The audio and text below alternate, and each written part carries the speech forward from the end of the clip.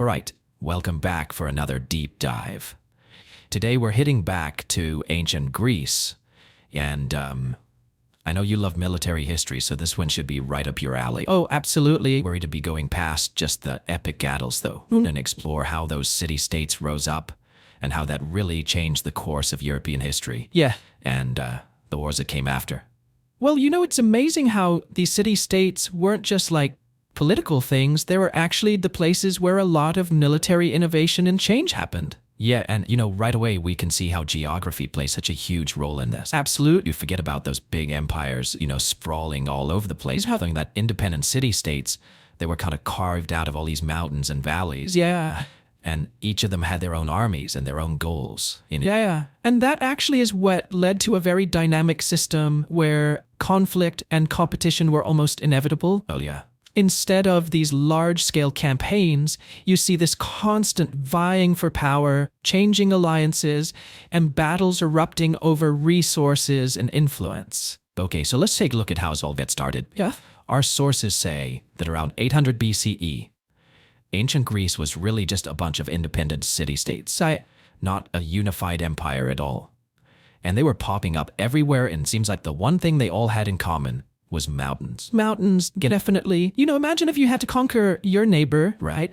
But you're separated by these treacherous mountain passes and then a coastline that's full of islands. Yeah. Logistically, that's a nightmare, right? It's so different from, for example, those feudal states in China during the spring and autumn period. Okay, yeah, which reformed largely through conquest. Why? But these Greek city-states, they came about because they had to, out of necessity and isolation. So they were forced to be independent, which I'm guessing had some pretty big effects on their military, right? Each one would have its own way of doing things. That's right, its own style of fighting. This isolation is what allowed for such a wide variety of military tactics and organization to develop. Yeah. Some city-states, like Sparta, they became super famous for their really disciplined hoplite armies. Right. While others, they focused on their navies to control the Aegean Sea. Try to picture yourself walking through one of these bustling Greek city-states. Okay. You got the Acropolis, that fortified hilltop, which was, key for their defense, and then you got the Agora, which is the marketplace. It was a busy center for trade. Yeah, and probably some pretty heated debates about the most recent battle. Of course, and you'd see temples dedicated to the gods everywhere. Right. But then there's this one building that really stands out, especially when you think about military history. The gymnasium. The gymnasium. Well, it wasn't just a place to work out. It was actually a training ground for warriors. And, all that focus on physical fitness and discipline and competition. Yeah. It was all directly related to getting ready for war. Now, hold on a sec. I've heard about these gymnasiums. Yes. Didn't they, exercise naked? That's right, it was totally normal back then. Really? It might seem strange to us now, but the Greeks thought of nudity in the gymnasium as a way to celebrate the human form. It was like a symbol of equality among citizens. Interesting. Yeah. So it wasn't all just about physical training, it was about creating this sense of camaraderie. Exactly, like you were all in it together. Yeah, and a shared identity among the people who would be fighting side by side. It really helped to instill a sense of unity and purpose. And this brings us to those two really famous city-states, Athens and Sparta. Their rivalry, a lot it played out on the battlefield that really shaped the course of ancient Greek history. Athens and Sparta. Yeah, a clash of titans. But for this deep dive, we're going to zero in on Athens, a city-state that ended up influencing military thinking for centuries to come, even though they weren't only known for their military power. It's a fascinating case study. I know Athens wasn't like a hardcore military society like Sparta, but they did develop a really powerful navy, and they played a really big role in those major conflicts like the Persian Wars. All right, so let's rewind a bit. Athenian history, just like any good war story, is full of legends and myths, right? You've got Cecrops, that part man, part serpent founder, and then there's the big showdown between Athena and Poseidon to control the city. And even though they're fantastical, these myths actually show us how much this society valued courage, cunning, and divine favor. Yeah. You know, all those things you'd want in a warrior. And then you've got Theseus, the hero who takes down the Minotaur and frees Athens from Cretan rule. Yeah, talk about a warrior king. Theseus is like the perfect Athenian hero. Yeah, he's strong, resourceful, and ready to face any challenge. But it's the story of King Codrus that really sets the stage for Athens to go down this unique path. That's right. He's facing this invading Dorian army, and he finds out about a prophecy. The prophecy says the Dorians can only win if they don't kill him. Wow. So what does this brave king do? He disguises himself as a peasant and basically makes the Dorians kill him to save his city. Oh, wow. That's a serious way to go out in a blaze of glory. Talk about a sacrifice. But this whole thing, rejecting kingship, that must have had huge consequences for how they set up their military. It did. The end of the monarchy opened up a path to a more democratic system where military leadership was no longer just something you inherited, right? This change would eventually lead to citizen armies and people being more involved in how they fought wars, which, as we'll see, had a big impact on Athens being successful in their military endeavors. Voka. Yeah. It's almost as if their military strength came from that choice to move away from having one all-powerful warrior king. Yeah. They decided to put their faith in the combined strength of all the citizens. Now that's an interesting way to think about it. It's like they weren't putting all their eggs in one basket with a single legendary figure. Right. They were all about shared responsibility. Everyone had to play their part in defending the city. Exactly. And this shift towards this more democratic system, well, it had a huge impact on how they structured their military.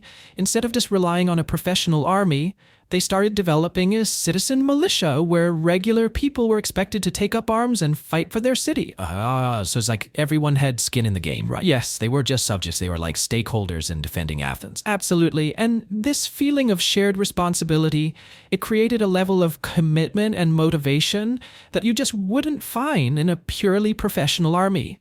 But this change, well, it didn't come without its problem. All I can imagine. Going from a monarchy to a system where citizens have a say in military matters, there had to be some hiccups along the way. There were. Our sources talk about a period of unrest and political upheaval as Athens tried to figure out this new way of governing themselves. And then you have figures like Draco coming onto the scene. Draco? Yeah, the guy whose laws were so harsh they were said to be written in blood. That's the one. I bet he wasn't very popular. Not really. His whole approach was to use fear and punishment to keep people in line. But history shows us pretty clearly that those tactics rarely work in the long run. Yeah, that makes sense. It seems like Athens needed a different kind of leader, right? Someone who could deal with the root causes of all this unrest while still keeping a strong defense. And that's where Solon comes in. Yes. Solon the Reformer. Yeah, our sources say he made some major changes that really affected both society and the military. Solon, he understood that a strong military really depended on having a stable and unified society. So he brought in economic reforms to tackle the inequality issues and try to get things running smoothly. He thought if people felt like they had a stake in the system, they'd be more likely to defend it. That makes sense. If people feel like they're being treated fairly, they're going to be more willing to step up and fight for their city. Exactly. Solon also made some pretty big changes to the structure of the Athenian military. He set up a system that was based on wealth. Okay. So citizens were divided into different classes based on how well they could equip themselves for war. Got it. This meant that even people who weren't rich could still contribute to defending Athens. So you're saying that even if you weren't some rich landowner, you could still pick up a spear and join the ranks? Yes.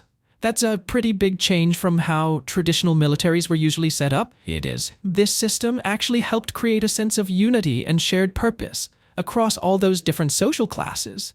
It led to a more inclusive military, which turned out to be a big advantage for them later on. Hold on, I thought we were talking about democracy here. Solon's reforms seem pretty forward-thinking.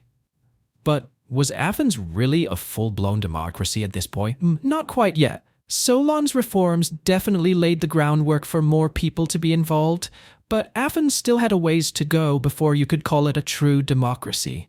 And actually, the road to democracy took a bit of a detour when Pseudo came to power. Someone our sources call a tyrant. A tyrant? So we're talking about power grab, like a dictator taking over. Well, yes, but you have to remember that back then the word tyrant didn't always have the same negative meaning it does today. It was more about someone who took power using force, but often they ruled with the support of the people. Okay, so maybe Pisistratus wasn't necessarily a bad guy. Not exactly. He was a pretty clever politician who knew how to get the support of the common people. He put in place policies that helped the poor, and he put money into public works which strengthened the city's infrastructure and defenses. So he was kind of like a populist leader. Yeah, you could say that. Using his power to make the city stronger, even if he didn't get there through democratic elections. Yeah, and even though he had some authoritarian tendencies, his rule actually ended up helping Athenian democracy develop further. Okay, how so? Well, by giving more power to the common people and improving cities' infrastructure, he sort of accidentally created the conditions that would make it harder for any one person to have all the power later on. Interesting. So it's like he unintentionally laid the groundwork for democracy. You could say that. But how did all this connect to Athenian military power? Well, under Pisistratus, Athens kept expanding its influence and building up its military. He put a lot of resources into the navy because he realized how important sea power was for a city-state that relied on trade and resources from overseas. So he was essentially setting the stage for that powerful Athenian navy, though, becomes so crucial in conflicts like the Persian Wars. Exactly. He might not have been a democrat, but he's a pragmatist. He knew that having a strong military was key for Athenian prosperity and security. It's amazing how Athenian military development is so closely tied to its political development. I know, right? It's like each leader, each reform built on what came before, shaping the city's destiny on the battlefield. Absolutely. And that leads us to Cleisthenes, the guy our sources credit with actually establishing the foundations of Athenian democracy. What? His reforms would have a huge impact on Athenian society, including how they organized their military and made decisions about going to war. Cleisthenes' reforms, they weren't just about changing the government, they actually had a direct impact on how Athens went about fighting wars.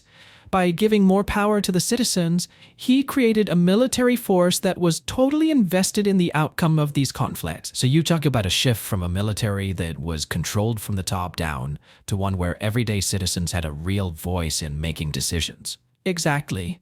Cleisthenes brought in a system where military leaders were chosen by the people instead of being appointed by just a small group of elites. This meant that generals had to answer to the citizens, and any decisions about military matters were open to public discussion and debate. That's pretty fascinating. It's almost like Athenian democracy created this constant feedback loop between the people and the military. Right. Citizens had a personal stake in how wars turned out, and their opinions actually mattered when it came to planning strategies. Yeah. And that had a huge effect on how effective the Athenian military was. Yeah. Citizen soldiers, knowing they had a say in how wars were fought, were a lot more motivated and committed to winning. Right. And the generals, since they were accountable to the people, well, they were encouraged to make smart decisions and avoid any crazy or risky strategies. It makes you wonder if this democratic approach to warfare was part of the reason why the Athenians won so many battles, like in the Persian War. Oh, absolutely. The Persian Wars, that clash between the massive Persian Empire and the independent Greek city-states, that was a defining moment in Athenian history. And it was during those wars that the Athenian navy, which had been built up over decades, truly showed what it could do. Now, this is where things get really exciting for a military history buff like me. Yeah. The Battle of Salamis, right? Yes. A decisive naval victory for the Greeks against a Persian fleet that was way bigger than theirs. Salamis was a turning point in those wars, a real testament to how skilled the Athenians were at naval warfare and strategy. The narrow straits at Salamis actually worked against the Persians because they had so many ships. It forced them into close combat where the Athenian triremes, which were more maneuverable and had more experienced crews, really had the advantage. It's amazing to think that a city-state as relatively small as Athens could actually stand up to the mighty Persian Empire. Yeah. It says a lot about their naval capabilities and how determined those citizen sailors were. It really does, and that victory had some major ripple effects. It did. It not only secured Athenian independence, but also established Athens as the main naval power in the Aegean Sea. And that paved the way for them to create the Delian League. Right. That was an alliance of Greek city-states led by Athens. So it sounds like Athenian democracy, with its focus on citizen participation and accountability, actually helped them create a military force that was not only effective, but also could bounce back from setbacks, even when facing really tough odds. Exactly. And this, in turn, led to Athens becoming a major power player in the ancient world. Precisely.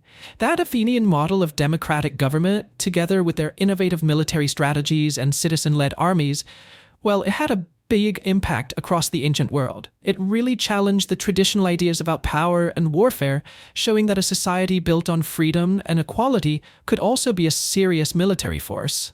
This has been such an incredible journey. We've seen how Athenian military history is totally connected to how their political system evolved. Yeah. We've explored how geography shaped their strategies and how their democratic system influenced their military achievements. So, for our listeners out there, all those military history enthusiasts, what's the big takeaway from all this? I think the main thing to remember is that while new technology and clever strategies are definitely important in warfare, the underlying values and the way a society is structured can be just as important. Right. Athenian democracy, with its emphasis on everyone participating and being held accountable, well, it created a unique military culture that turned out to be incredibly effective and adaptable. It's a good reminder that military strength isn't all about having tons of soldiers or the latest weapons. That's right. It's also about the spirit of the people, their willingness to fight for what they believe in. Exactly. And as we've seen with Athens, a society that empowers its citizens and gives them a real stake in defending their own home, well, they can achieve some pretty amazing things on the battlefield and beyond. Well, that about wraps it up for today's deep dive into ancient Greece. It's been fascinating to explore the roots of the Athenian military power. Now it was so closely intertwined with their journey towards democracy. We've seen how geography, legendary heroes, and visionary leaders all played a part in shaping their destiny. Thanks for joining us on this journey.